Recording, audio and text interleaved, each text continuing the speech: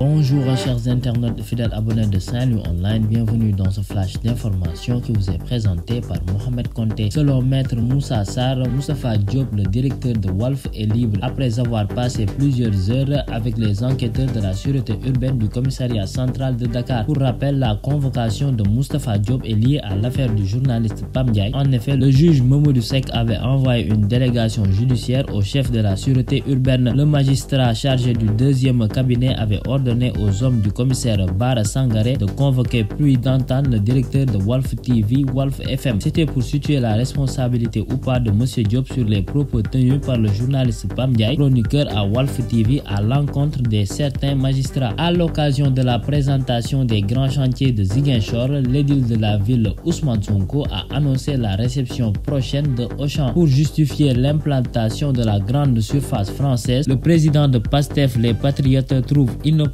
de dégager une enveloppe de 800 millions voire 1 milliard pour construire un marché aux produits agricoles alors que de telles opportunités sont présentes. L'enquête sur la dame Awaba retrouvée morte calcinée à Tivaouane le 23 mars dernier dans le quartier de Keur Macoumba Diop. Un suspect répondant au nom de Pierre John est en garde à vue. C'est un maçon âgé de 41 ans domicilié à Téhéran. Rappelons que c'est le mis en cause qui avait lui-même découvert le corps calciné un jour du mois d'avril. Les réquisitions faites sur les numéros de téléphone des principales personnes suspectées dans le cadre de cette affaire indiquent que le mis en cause a été localisé au même endroit que la victime le jour de sa disparition, le jeudi 23 mars 2023 à Tivaouane. Des faits réfutés par Pierre John malgré la localisation de son téléphone sur les lieux du drame le jour des faits. Les résultats des investigations de la police montrent que le mis en cause s'est rendu nuitamment à la date du 23 mars, jour de la disparition de la victime dans le secteur de Toro Malik, où le corps sans vie de cette dernière a été retrouvé calciné une quinzaine de jours après. Il ressort aussi de l'enquête de la police confortée par des témoignages concordants que Pierre John s'est rendu sur les mêmes lieux au même moment pour chercher de la paille. L'enquête suit son cours. Voilà, c'était tout pour ce flash. Restez connectés au programme de Saint-Louis Online. Continuez à liker et à vous abonner. D'ici là,